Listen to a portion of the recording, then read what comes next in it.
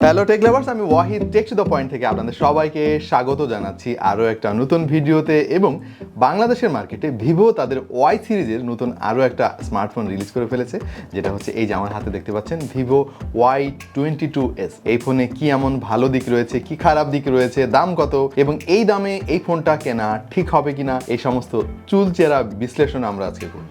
চলুন তাহলে শুরু করে ফেলি আমাদের আজকের ভিডিও। প্রথমে এই ফোনটার ডিজাইন নিয়ে কথা বলতে হয় এবং ডিজাইন কিছুটা বক্স ফিনিশ দেওয়ার চেষ্টা করেছে তারা, যদিও ফ্রেমটাও প্লাস্টিকের এবং আগাগোড়া সবকিছু প্লাস্টিক দিয়েই তৈরি। তবে ডিজাইনে খানিকটা বক্স শেপ দেওয়ার ফলে আমার কাছে কিছুটা আইফোনের মতো লাগছে, মানে স্লাইডলি, সবটুকু না, বেশ ভালো ফিল করবেন অনেকে। এই ফোনটার ওজন আমরা পেয়েছি 191 গ্রামের কাছাকাছি এবং থিকনেস পেয়েছি 8.54 মিলিমিটার, যদিও ভিভো তাদের ওয়েবসাইটে দাবি করছে যে থিকনেস 8.38 মিলিমিটার। দুইটা কালারে এই ফোন পাওয়া যাবে, একটা হচ্ছে স্টারলিট ব্লু আর একটা হচ্ছে সামার সায়ান। আমার ফেভারিট কালার হচ্ছে সামার সায়ানটা, কারণ পেছনে ফেদার টাইপের এক ধরনের টেক্সচার দেওয়া হয়েছে, জোস লাগে দেখতে। বাই দ্য ওয়ে, এই ফোনের পেছনে এজি ম্যাট ফিনিশ টেকনোলজি ব্যবহার করা হয়েছে এবং রয়েছে অ্যান্টি ফিঙ্গারপ্রিন্ট কোটিং, যার ফলে এতে হাতের ছাপ লেগে থাকবে না, সেই সঙ্গে ডাস্ট এবং স্ক্র্যাচ বেশ ভালোভাবেই প্রতিরোধ করবে। ক্যামেরা হাউজিংয়েও তারা নতুনত্ব আনার চেষ্টা করেছে। এইখানে কন্ট্রাস্ট একটা কালার দেখতে পাবেন ক্যামেরা হাউজিংয়ে এবং ক্যামেরা বামটাও খানিকটা উঁচু হয়ে থাকে,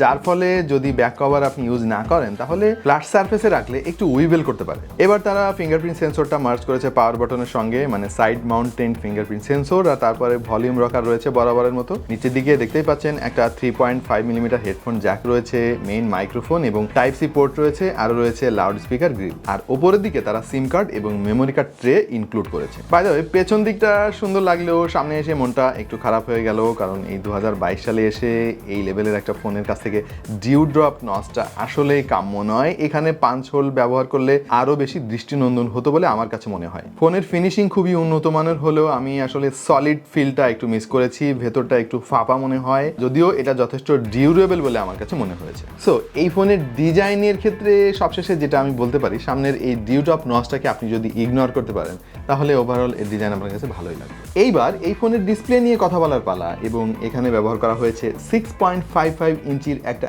এইচডি প্লাস আইপিএস প্যানেল। এইটা আমার কাছে মনে হয়েছে একটা বিগ ডিসঅ্যাপয়েন্টমেন্ট, কারণ এই 2022 সালে এসে 21 থেকে 22 হাজার টাকা দামের একটা ফোনে এইচডি প্লাস ডিসপ্লেটা আসলে অ্যাকসেপ্টেবল না।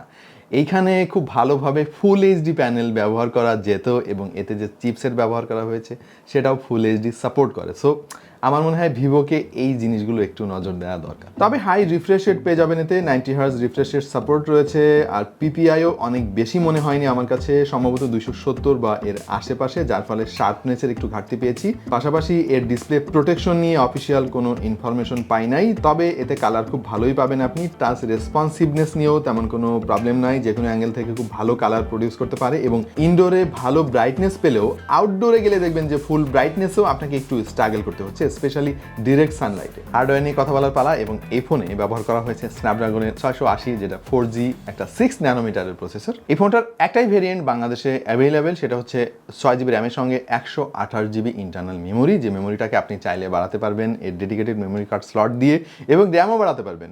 ভিভো তাদের অফিসিয়াল ওয়েবসাইটে বলছে যে আপনি চাইলে 8GB পর্যন্ত এর মেমোরি এক্সটেন্ড করতে পারবেন, যদিও এটা আসলে টেকনিক্যালি খুব একটা কাজের না। সো এটা থাকা না থাকা কাছাকাছি প্রায়। আর এতে অ্যান্ড্রয়েডের 12 ভার্সন ব্যবহার করা হয়েছে, সেই সাথে ফানটাচ 12, এবং এই দুইটার কম্বিনেশনে আমরা বেশ ভালোই আউটপুট পেয়েছি। ডে টু ডে টাস্কিংয়ে আমাদের তেমন কোনো প্রবলেম ফেস করতে হয় নাই। ওভারঅল স্মুথ একটা এক্সপিরিয়েন্স আপনাকে দিবে। এবং একটা জিনিস খেয়াল করেছি যে ফানটাচ কিন্তু ধীরে ধীরে বেশ ভালোই অপটিমাইজড করছে নিজেদেরকে, তাছাড়া তাদের ইউআইটা বেশ ফার্নিশড এবং ওয়েল অর্গানাইজড, ফলে সফটওয়্যার নিয়ে খুব একটা ঝামেলা আমাদেরকে পোহাতে হয় নাই। সেই সাথে খেয়াল করলাম এতে কোনো ব্লটার নাই, মানে কোনো ঝামেলাও নাই।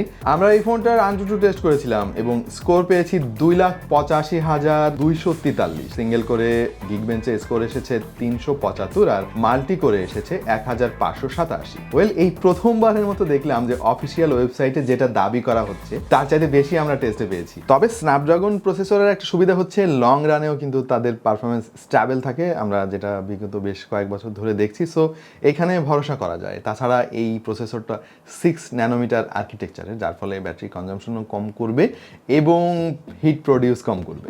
আমরা এই ফোনটা দিয়ে গেমিং ট্রাই করেছি এবং আমাদের প্রত্যাশা যে খুব একটা ভালোভাবে পূরণ করতে পেরেছে সেটা বলবো না, তবে একেবারে ফেলে দেওয়ার মতো নয়। হাই গ্রাফিক্স ইন্টেন্সিভ গেমগুলোর পারফরমেন্স একটু পোর ছিল, যেখানে আপনি হাই ফ্রেম রেট এবং হাই গ্রাফিক্স সেটিংসে খেলতে পারবেন না। পাশাপাশি ফ্রি ফায়ারে আমরা খেয়াল করেছি যে বেশ ভালোই পারফরমেন্স দেখিয়েছে, কারণ এটা আসলে অতটা গ্রাফিক্স ইন্টেন্সিভ গেম না। সে সাথে অ্যাসফাল্ট 9 আমরা ট্রাই করেছি এবং আমরা বেশ ভালোই পারফরমেন্স পেয়েছি, গ্রাফিক্স কোয়ালিটি খুবই চমৎকার ছিল। আমরা কল অফ ডিউটি এবং ফিফা মোবাইল গেমগুলো ট্রাই করেছি এবং আমরা যেটা বুঝলাম যে আর একটু বেটার পারফরমেন্স আসলে দিতে পারতো। তবে পজিটিভ ব্যাপার ছিল অনেক সময় ধরে গেমিং এর পরেও ফোনটা খুব একটা হিট প্রডিউস করে নাই, সেই সাথে ব্যাটারি কনজাম্পশনও মডারেট ছিল। সো আপনি যদি হেভি গেমার হন তাহলে এই ফোনটা আপনাকে রিকমেন্ড করবো না, বাট শখের গেমার যদি হন, মাঝে মাঝে গেমিং করেন বা হাই ইন্টেন্সিভ গেমগুলো আপনি খেলেন না, নর্মাল গেমগুলো খেলেন, তাহলে এই ফোনটা বেশ ভালোই পছন্দ হয়ে যাবে আপনার। ক্যামেরা নিয়ে কথা বলার পালা।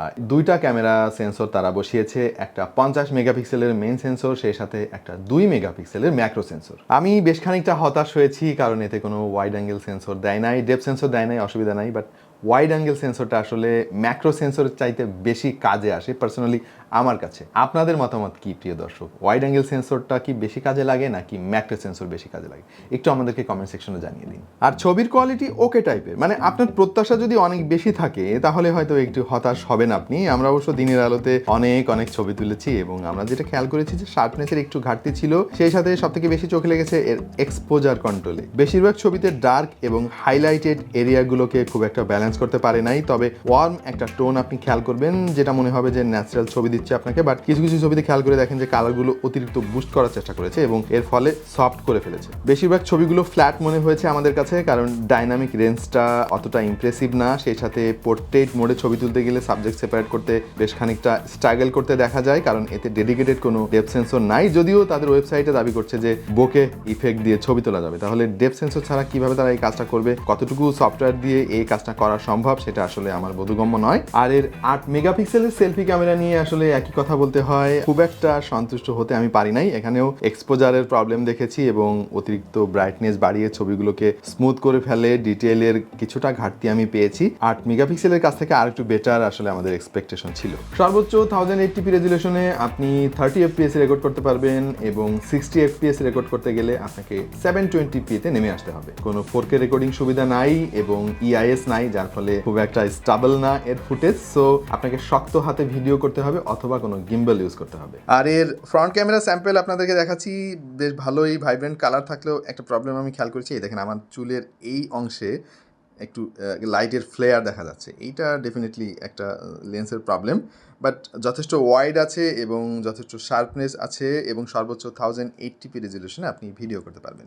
আর এই মুহূর্তে যে রেকর্ড আপনারা শুনলেন, আমার ভয়েস শুনলেন, সেটা সরাসরি এই ফোন থেকে রেকর্ড করা। ওকে, তো ক্যামেরা নিয়ে সবশেষে যেটা বলতে পারি, এখানে আসলে ভিভোর আরও অনেক ইমপ্রুভ করার সুযোগ ছিল। পার্সোনালি আমার কাছে মনে হয়েছে একটা ওয়াইড অ্যাঙ্গেল সেন্সর দরকার ছিল, একটা ডেডিকেটেড ডেপথ সেন্সর তারা দিতে পারতো এবং সফটওয়্যার অপটিমাইজেশন নিয়ে কিছু গন্ডগোল আছে, এটা তারা ফিক্স করতে পারতো। আশা করছি ভবিষ্যতে তারা এই জিনিসগুলো দিয়ে খেয়াল করবে। 5000 mAh ব্যাটারিতে ব্যবহার করা হয়েছে, সেই সাথে 18 ওয়াটের ফাস্ট চার্জিং সাপোর্ট পেয়ে যাচ্ছেন। বক্সের মধ্যে একটা 18 ওয়াটের চার্জার পেয়ে যাবেন, বাট আসলে এই 2022 সালে এসে 18 ওয়াট একটু কম মনে হয়। আমার মনে হয় এখানে 33 ওয়াট দেওয়া উচিত ছিল, কারণ ভিভোর এই বাজেটের অন্যান্য প্রতিযোগীরা কিন্তু অলরেডি দিচ্ছে। সো ভিভো কেন পিছিয়ে থাকবে? আমরা চাই ভিভো ভবিষ্যতে এই প্রাইস রেঞ্জের ফোনগুলোতে 33 ওয়াটের ফাস্ট চার্জার ইনক্লুড করে দিবে। তবে ব্যাটারি ব্যাকআপ আমরা ভালো পেয়েছি, কারণ 6 ন্যানোমিটারের প্রসেসর এতে ব্যবহার করা হয়েছে, যার ফলে ব্যাটারি কনজাম্পশন অনেক কম। আমরা 8 থেকে 9 ঘন্টার মতো এসওটি পেয়েছি শুরুর দিকে, এবং আপনি যদি হেভি ইউসেজ করেন তখন এই এসওটিটা একটু নেমে আসবে। দিন শেষে হয়তো আপনাকে একবার চার্জ দিতে হতে পারে আপনি যদি হেভি ইউজার হন। নর্মাল ইউজার হলে 1 থেকে 1.5 দিন খুব ভালোভাবে চলে যাবে। এই ফোনে ফিঙ্গারপ্রিন্ট সেন্সর হিসেবে পাওয়ার বাটনের সঙ্গে মার্জিং করা হয়েছে এবং সেটা যথেষ্ট ফাস্ট, এটা নিয়ে কোনো কমপ্লেন নাই। আর এতে যে লাউড স্পিকার ব্যবহার করা হয়েছে সেইটা নিয়ে একটু কথা আছে আমার। এখানে লাউডনেসের একটু অভাব পেয়েছি এবং 75% পর্যন্ত ঠিকঠাক আছে, বাট যখনই আপনি তার থেকে বাড়াতে চেষ্টা করবেন একটু ডিস্টোর্ট খেয়াল করবেন। যদিও এই বাজেটে মার্কেটে dual stereo speaker available, so ভিভোকে এই জিনিসটা আরেকটু কনসিডার করা উচিত। অফিসিয়াল ওয়ারেন্টি সহ এই ফোনটা মার্কেটে পাওয়া যাবে একটাই ভেরিয়েন্ট 6128। 21,999 টাকা, মানে 22,000 টাকা। ওয়েল, যদি দামের সঙ্গে এর স্পেকের একটু কম্পেয়ার করার চেষ্টা করি আমি, তাহলে বলতে হয় যে মার্কেটে কিন্তু আরও ভালো ভালো প্রতিদ্বন্দ্বী আছে ভিভোর, যারা আরও better performance, better spec offer করছে। সো সেখানে ভিভোর উচিত ছিল এই ফোনটার দাম আর একটু কমিয়ে আনা। তবে আরেকটা জিনিস স্বীকার না করে আমি পারছি না, সেটা হচ্ছে যে এই গ্লোবালি ক্রাইসিস যে মুহূর্তে চলছে সারা পৃথিবীতে, সেখানে আমাদের দেশের মতো যারা উন্নয়নশীল দেশ রয়েছে তারা কিন্তু সাফার করছে। বিশেষ করে ডলার ক্রাইসিস তো আপনারা সবাই জানেন, যে কারণে ফোনের দাম আগের চাইতে অনেক বেড়ে গিয়েছে। সো আজ থেকে 6 মাস আগে যে ফোনের দাম 22,000 টাকা ছিল, সেটা কিন্তু এখনো 22,000 টাকা নাই, এটা এখন বেড়ে 26-27,000 টাকা হয়ে গেছে। সো ভিভোকে এখানে অনেক চ্যালেঞ্জ ফেস করতে হয়েছে। তারপরে আমি বলবো যে এই ফোনটার দাম যদি 18,000 বা 19,000 করা হতো তাহলে আরও অনেক বেটার হতো। তো এই ছিল ভিভো Y22s নিয়ে আমাদের পর্যবেক্ষণ। প্রিয় দর্শক, কেমন লাগলো আমাদের আজকের ভিডিও এবং এই ফোনটা আপনাদের কাছে কেমন লাগলো অবশ্যই কমেন্টে আমাদেরকে জানিয়ে দিন। দেখা হয়ে যেতে পারে অন্য কোনো ভিডিওতে ভিন্ন কোনো বিষয় নিয়ে। সেই পর্যন্ত সবাই ভালো থাকুন, সুস্থ থাকুন আর দেখতে থাকুন টেক টু দ্য পয়েন্ট।